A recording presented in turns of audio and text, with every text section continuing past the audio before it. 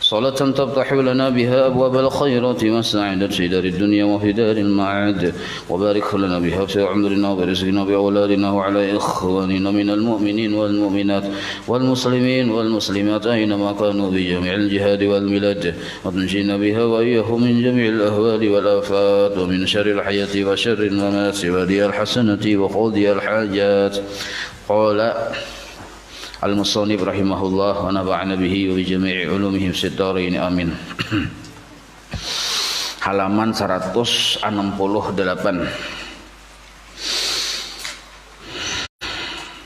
Semalam kisahnya malaikat penjaga amal di langit pertama sampai ke-7 sepakat mengantar amal seseorang ke hadrat Allah. Dan mereka mengira bahwa amal itu bersih dan diterima oleh Allah. Ternyata setelah sampai ke hadrat Allah, amal itu disuruh dikembalikan, ditaukakan ke muha orang yang beramal tadi. Padahal sudah sampai di hadrat Allah. Ada yang terdahulunya kan ada langit pertama takipai, langit kedua tabulik, langit ketiga hadrat Allah dibulik akan. Inilah yang dimaksud selamat kecuali man ata, orang datang menghadap Allah qalbin salim, dengan hati yang bersih. Ketika ada bersih menghadap Allah Ta'ala, ada selamat walaupun ahli ibadah, walaupun orangnya ilmunya tinggi. Nah, yang di Quran yang ada bermanfaat, harta, anak, bini, ibadah seluruhnya, illa kecuali man atallaha biqalbin salim, kecuali yang bertemu dengan Allah kena dengan hati yang salim. Salim itu selamat. Nah, sebab Allah Ta'ala memandang hati berdahulu. Maka mau kita paham tentang itu kita supaya ilmu yang jurusan usahakan hati. Nah, membeguskan hati itu pertama dulu belajar sifat 20, manuntung belajarnya. Imbah itu dianyakinya pulang dengan belajar tasawuf. Nah, dengan cara itu maka orang tadi insya Allah hatinya tadi salim. Arti salim itu selamat daripada penyakit-penyakit hati. Orang yang belajar sifat 20 paham, ini mengerti ikhlas. Nah, ikhlas itu fungsi ikhlas tuh nang kaya lampu biar lilin nya ikhlas tuh kan begiringan, ada yang ikhlas benar, ada setengah ikhlas, ada ikhlasan. Nah, ada yang macam-macam. Cuma walaupun kaya apapun sambatannya, bila ikhlas nih menerangi, biar lilin tapi menerangi. Nah, biar lilin tapi menerangi. Maka hati ini nang kaya ruangan yang gelap penuh dengan ular segala macam. Maka mun ada yang menerangi kelihatan juga.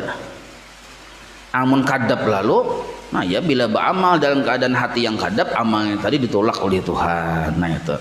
Maka ikhlas ini fungsinya menerangi nur.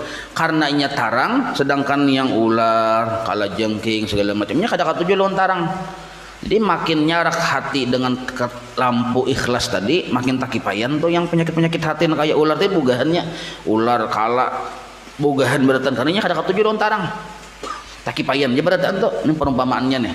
Nah, maka maandak ikhlas ke hati seperti maandak lampu yang tunggal bigian takipayan penyakit-penyakit hati. Jadi ikhlas ini kawa kita melihat bahwa kita ini ikhlas atau kada dari dua sisi.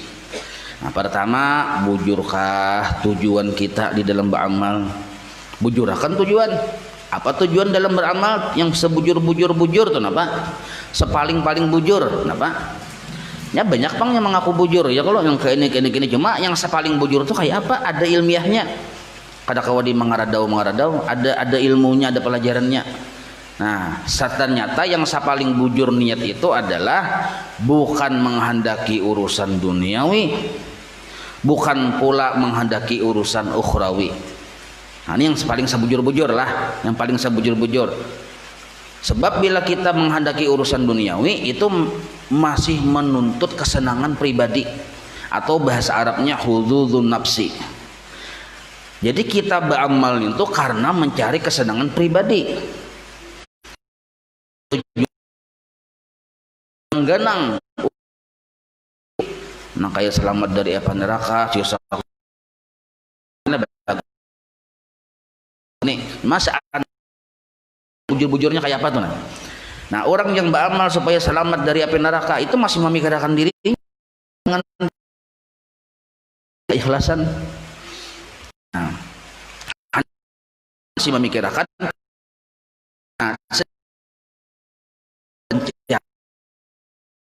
terhadap dirinya, mencari kesenangan Allah terhadap dirinya. Bahasa kitanya Allah ini senang ada lawan aku nah bila aku nang kayak ini menghendaki senangnya Allah lawan kita. Senang tuh bahasa ridho tuh mulai hari kala sudah cuma kita yang supaya jangan munyak mendang dan Allah tuh mulai bahari sudah ubah kata-katanya mengharap kesenangan Allah, kesenangan pribadi kita. Nah itu yang disebut niat yang bujur di dalam beramal. Biar sakit tapi mun Allah Ta'ala kan tujuh ada masalah. Makanya orang-orang yang wali Allah Ta'ala wani bocap nang ini seandainya pian tuh senang ulun masuk neraka, ulun hakuni masuk neraka. Nah itu orang wali bocap gitu. Kita kada sampai emang kasih tuh ucapannya ya kalau. Nah kita di sini, ulun ya Allah mungkin senang ulun neraka, ayo masuk di sini. Ada jadikin jana. Ya kalau kada wani silang kita. Jadi orang wali dasar kaya itu kada melihat, kada menghendaki, kada mengusahai akan kepentingan dirinya. Yang dilihatnya adalah Allah ini senang. Nah itu yang disebut niatus sahih, niat yang bujur. Kau memahami yang kaya itu 20. Dua, bujur kada niat. Nah yang kedua, jujur kada hati. Jujur kada kita. Arti jujur ini bujur. Amun kita waktu masih pujian-pujian terhadap diri kita, kita hati-hati ini ya bahaya nih, belum salim lagi hati kita nih, belum selamat lagi. Yang menilai hati kita tuh kita seorang mencongkong, kita seorangan di rumah nah aku nilih ilih dasar bujur ganal sakalinya kunat dari ujung rambut sampai ujung batis milik Allah, kebaikan Allah, anugerah Allah. Ternyata gerak dan diamku pun adalah milik Allah, dijadikan Allah. Wallahu khalaqakum wa ma ta'malun. Nah itu kejujuran hati, kesadaran hati memandang diri. Nah dua macam itulah yang disebut ikhlas, pasang di hati, bawa beramal, suluk darahnya. Biar orangnya di pasar kada masih harus yang di hatap masjid berdiam di pucuk masjid paribasanya nih. Nah tapi kada paham niat yang bujur kayak apa, kejujuran hati yang kayak apa. Nah berarti kada bujur. Jadi Allah memandang, bukannya Allah pandang untuk pakaian kita, tingkah laku kita, amal kita. Kayak tadi kita sudah melihat dulu baca seorang yang malam Senin malam sebelum ini nah, banyak amal tarang kayak matahari, tabulik juga sekalinya. Seluruhnya tadi kenapa tabulik? Kalau kita mau membuliki, memutalahi, kebanyakannya urusan hati. Tetapi dia urusan yang jahir sebutin aja, masalah gibah aja. Yang lain dari itu urusan hati bertaan. Karena hasad, karena sombong, karena riya, hati bertaan. Yang urusan zahir satu aja tadi, yang semalam tuh mungkin mau talahi itu memiliki itu. Ternyata yang maulah amal kita tertolak, urusan zahir ini cuma satu. Apa itu? Menggibah makhluknya Allah. Menggibah itu pun ada terbit di muntung kecuali ada hati yang rusak. Jadi seluruhnya yang berawal dari hati juga ternyata. Nah, lalu mendengar kaya itu si Muaz nih, sahabat Nabi, mendengar sabda Rasulullah sallallahu alaihi wasallam ini, lalu si Muaz menangis. Nah, ini ulun tadi bagi sahabat dulu supaya nyambung ya ulun ini. Nah, seraya berkata Jasidin, engkau adalah Rasulullah sallallahu alaihi wasallam. Ujar si Muaz bin Jabal nih. Sedangkan aku adalah Muaz, hamba Allah yang biasa yang bukan rasul.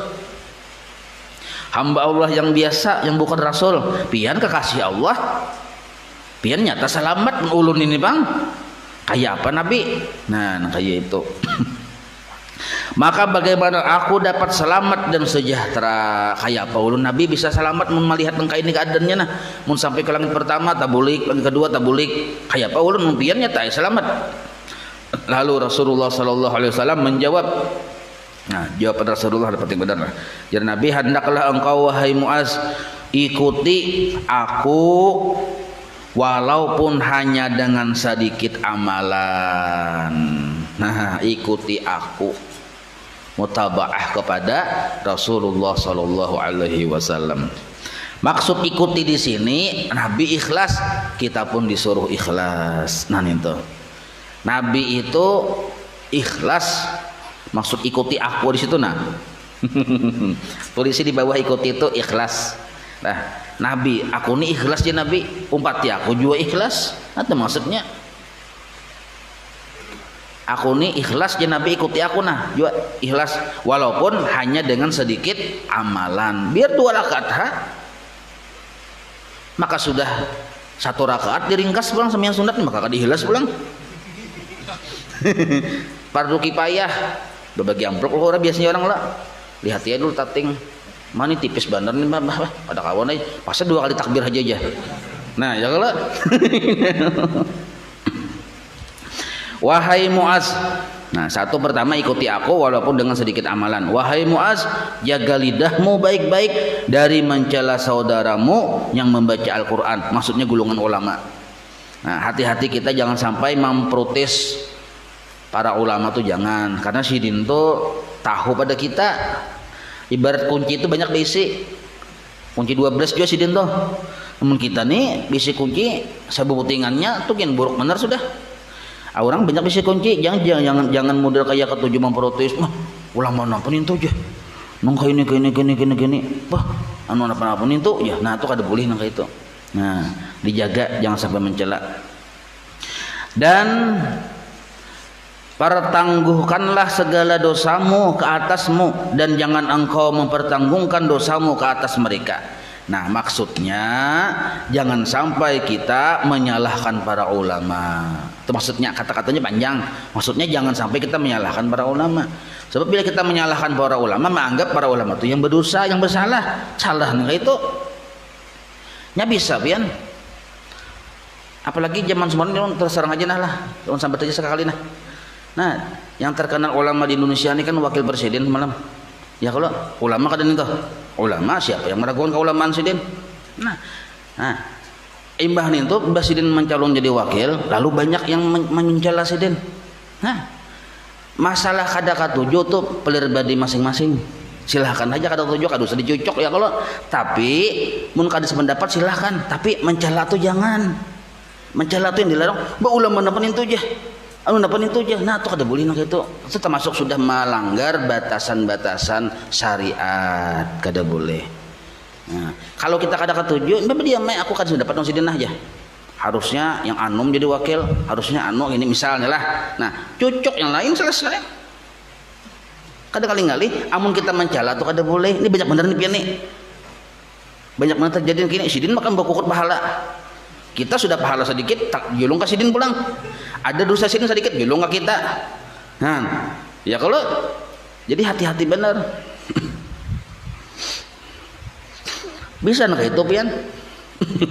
Kan masa lalu bang lah, cuma kita introspeksi nah supaya ke depannya tuh jangan sampai ketujuh bahasa sambat. Ini ujar Imam Ibnu Athilah Sakandari dalam kitab Hikam, sidin memadahkan amun kita tuh kada pernah guring sabantal, sakalambu, kada pernah makan baimbai, kada pernah mandi baimbai, jangan langsung memponis bahwa orang itu A, bahwa orang itu B, jangan. Karena kita belum tahu 100% apa maksudnya, apa tujuannya, apa niatnya, kada tahu kita.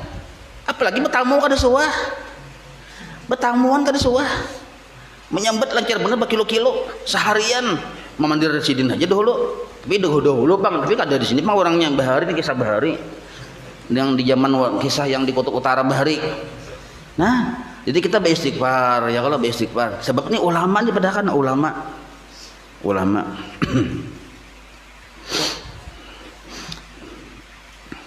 Dan jangan engkau menganggap dirimu bersih. Nah, dan jangan pula engkau mencela orang lain, dan jangan engkau memuji dirimu di hadapan mereka. Kecuali guru lawan murid itu boleh, laki lawan bini itu boleh.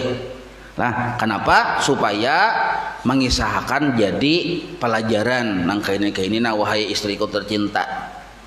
Kakanda dulu Bahari nang kaini. Nah, itu boleh jangan kayak itu. Amun bini kada, murid kada, bapak berkisah. Hanya gini batamuan sudah berkisah. Jadi jero orang tuh aku ada betakun juga. Nah, malah tak panik ini kita. Dan jangan engkau campurkan urusan dunia di dalam urusan akhirat. Nah, urusan dunia jangan tercampur-campur dengan urusan akhirat. Dan jangan engkau menyombongkan diri di dalam majelis. Nah, caranya supaya kita kawa jangan sombong dalam majelis, kita tuh menganggap yang duduk sabertaan ini nah, anggapan kita tuh aku aja yang wala seikung bertaan tua di bertaan. Yang dihigaku ini wali kutub, yang sini wali abdal, wali bertaan.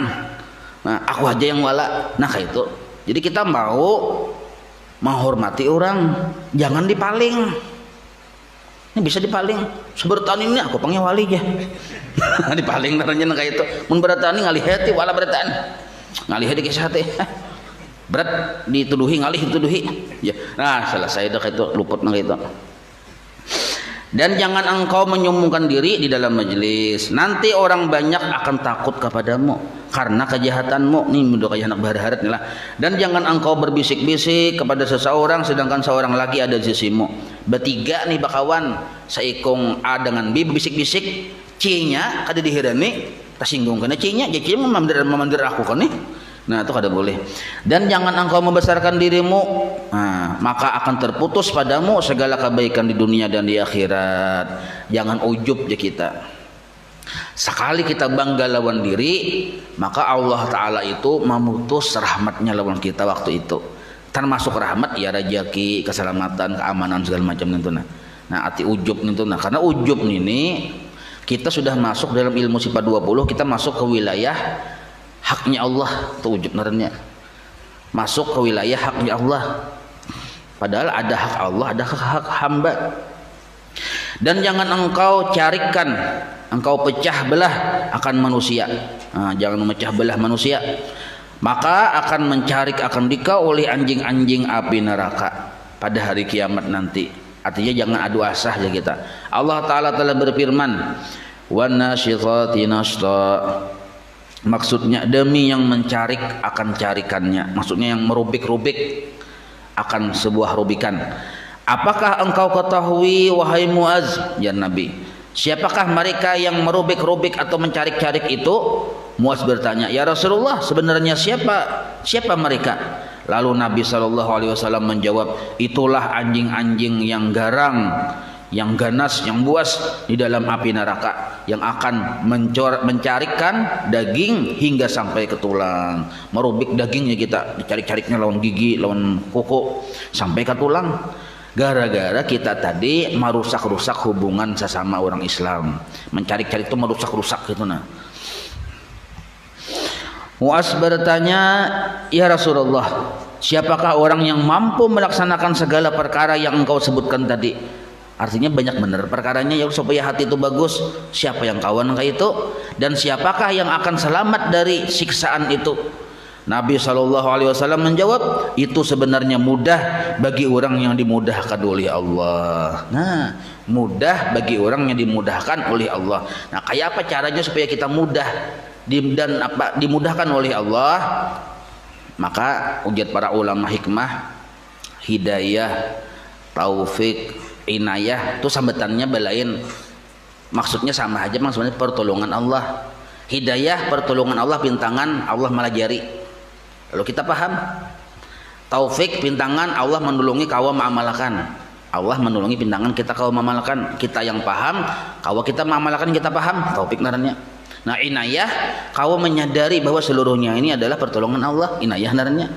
Cuma secara garis ganal seluruhnya tadi kebaikan Allah juga. Nah hidayah Allah, taufik Allah, inayah Allah itu turunnya kepada orang yang tawadhu. Nang kaya banyu mengalir ke bawah. Nah jadi mun hendak kita mendapatkan taufik, hidayah, inayah, kan pemahamannya dimudahkan oleh Allah narannya nih, bila Allah menolong ini, maka kita jangan sampai rasa harap. Artinya sekurang-kurangnya kita ada bisi perasaan, bahasa banjir hulu sungai itu rasa pauhunya lah.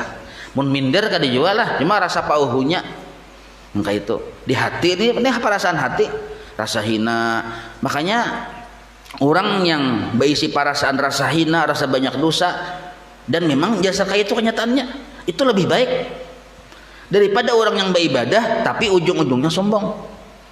Nah, pemahamannya tadi maksiat yang digawe oleh seseorang yang menghasilkan rasa hinanya diri itu lebih baik daripada ibadah yang dikerjakan oleh seseorang tapi menimbulkan sifat ujub dan kesombongan hati.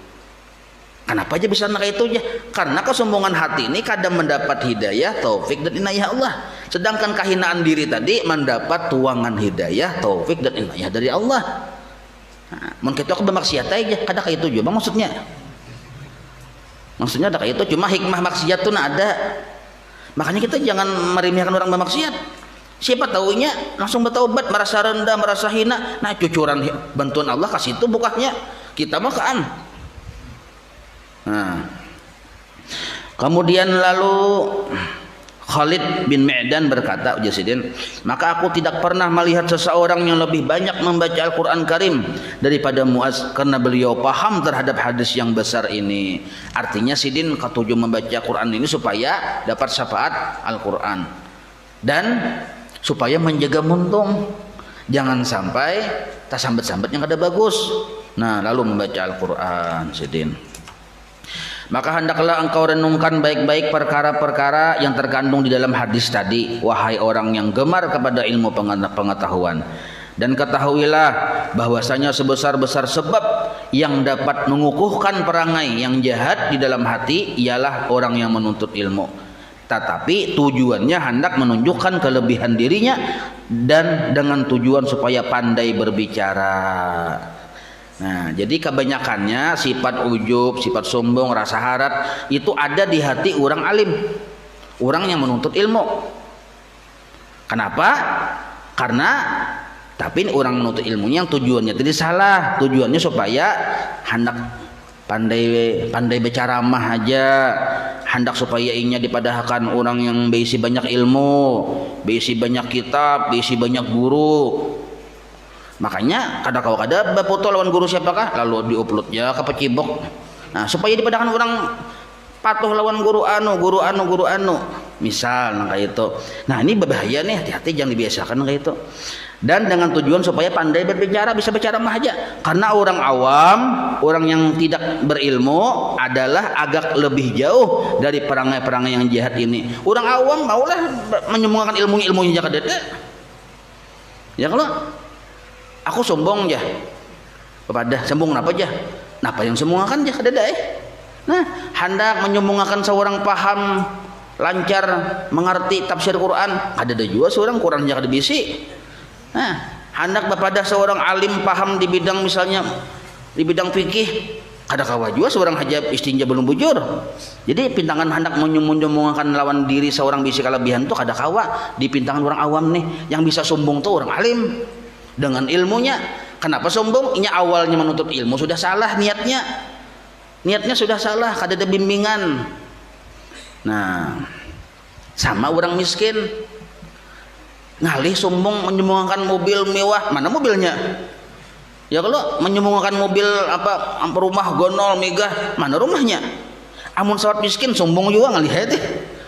Apa disembunyikan? Nah, jadi orang-orang yang bisa kelebihan lah yang kemungkinan bisa sombong nang kayak itu.